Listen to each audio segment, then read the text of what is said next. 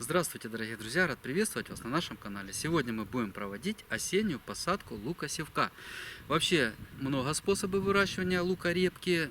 И через семена, то есть посев, рассада, получение урожая, и весенняя посадка лука-севка. Но мы практикуем осеннюю посадку лука-севка, потому что, на мой взгляд, она имеет ряд неоспоримых преимуществ перед всеми остальными способами. Вот, допустим, если мы выращиваем через семена, понятное дело, посадочный материал можно приобрести достаточно за небольшие деньги, большое количество семян, да? Но начинать приходится возиться с выращиванием, то есть с посевом, уже в феврале, и это занимает много времени. В то время как лук-севок, посаженный осенью, какие нам дает преимущества? Все дело в том, что на 10-15 дней раньше появляются всходы весной. То есть, соответственно, урожай такого лука, посаженного с осени, мы получим на 2-3 недели раньше, чем урожай от лука-севка, посаженного весной. Ранний урожай, соответственно, можно продать за более высокую цену. Особенно это выгодно, если кто-то занимается коммерческим выращиванием лука-севка. Как определяем, когда пора садить лук-севок осенью? Все очень просто. За 30 дней до наступления устойчивых ноябрьских морозов. В каждом регионе это могут быть разные числа.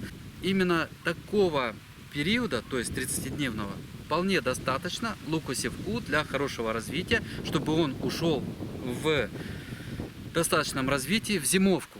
К тому же лук-севок, посаженный с осени, дает урожай на 10-25% выше, чем посаженный весной. И за счет того, что он вызревает раньше, удается зачастую избежать поражения растущего лука таким опасным заболеванием переноспорозом. То есть на посаженном с осени луке-севке переноспороз в основном встречается, но очень редко. В этом, я считаю, неоспоримое преимущество осенней посадки севка. Друзья, в этом году мы выращиваем 3 хороших озимых сорта лука. Лук Штутгарт Рейсен, лук Стурон озимый и лук White Globe. Этот высококачественный голландский посадочный материал я заказывал у своих друзей в интернет-магазине Florium. Друзья, я заказал 3 сорта, но у них на самом деле, если я не ошибаюсь, больше 30 сортов. Так что каждый из вас может найти для себя то, что ему необходимо. Я считаю, что надо заказывать не один сорт, а 2, 3, 4, 5 для разнообразия. Вот если лук Стурон, допустим, очень острый, то лук Штутгарт, он поприятнее на вкус. Поэтому на разные вкусовые предпочтения каждый для себя сможет заказать то, что и по срокам еще время располагает. Потому что, смотрите, сейчас у нас середина октября. Если сегодня, допустим, или завтра сделать заказ, то вполне можно успеть получить посылку и сделать высадку без ущерба по срокам посадки. Ссылку на интернет-магазин Florium я оставлю внизу в описании под этим видео. Что касается выбора участка под осеннюю посадку лука, то мы будем использовать участок, на котором в этом сезоне выращивали перец и баклажаны. Единственное, что я внес неделю назад сюда, перегной из расчета 10 кг на 1 квадратный метр, затем произвел культивацию. Друзья, можно видеть здесь остатки соломы. Это солома, которая использовалась у нас для мульчирования перца и баклажан. Мы ее просто закультивировали в почву. И со временем она превратится в органическое вещество. А как вы знаете, что органическое вещество всегда благотворно влияет на структурирование почвы. Если это слишком легкая почва, как в нашем случае песчаная почва, то немножко органическое вещество будет связывать песок, не будет давать уходить влаге слишком интенсивно. Поливная влага, песок, как вы знаете, не задерживает. И вот именно внесение органики нам позволяет немножко влагу задерживать питание, чтобы все это сохранялось как можно больше при корневой зоне.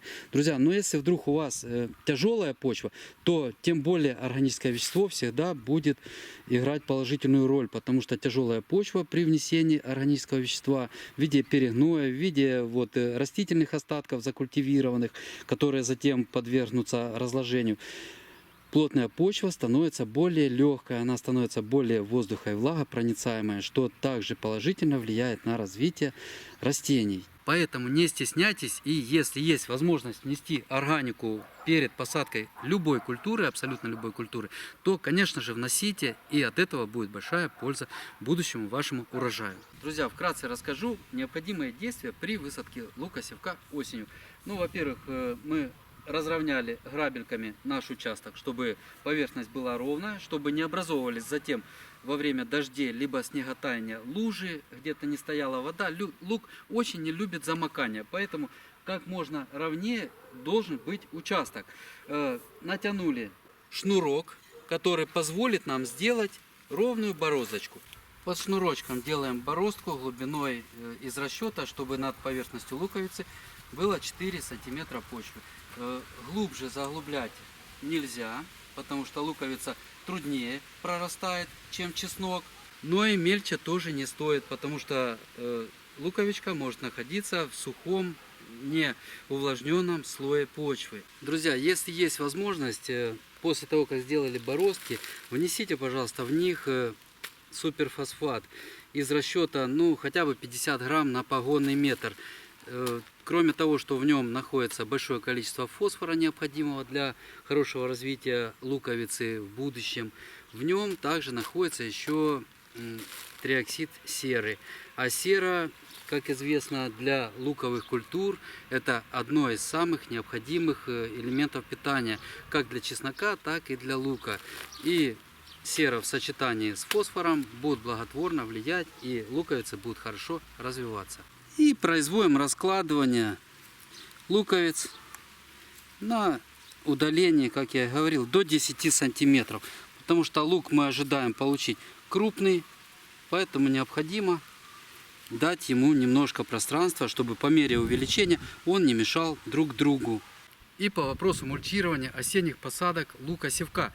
Друзья, ну после первых заморозков, когда появится уже такая подмерзшая корочка на поверхности почвы, вот тогда мы проводим мульчирование. Мы в основном мульчируем либо сосновым опадом, то есть в лесу собираем иголки полуперепревшие, сосновые, и ими мульчируем. Многие люди отзываются очень положительно о мульчировании лапником. То есть еловые ветки, сосновые ветки тоже очень эффективно. По вопросу мульчирования на зиму соломой, но это вопрос спорный, потому что противоречивые отзывы от наших зрителей. У кого-то бывает такое, что заводятся мыши. Но в соломе все равно некоторое количество зерна остается. И мыши идут на зерно, они там делают себе гнезда, и таким образом могут повреждаться наши посадки, друзья. Поэтому соломой мы в зиму не мульчируем, мульчирование не проводим. Ну, может, кто-то решит, и есть такие случаи, что все нормально, в принципе, мыши не вредили даже при мульчировании соломой. На этом видео закончу и желаю всем хороших урожаев. А вот именно при осенних посадках лука всегда урожай на 10-25% больше. Спасибо за внимание. Всего вам доброго. До свидания. До новых встреч.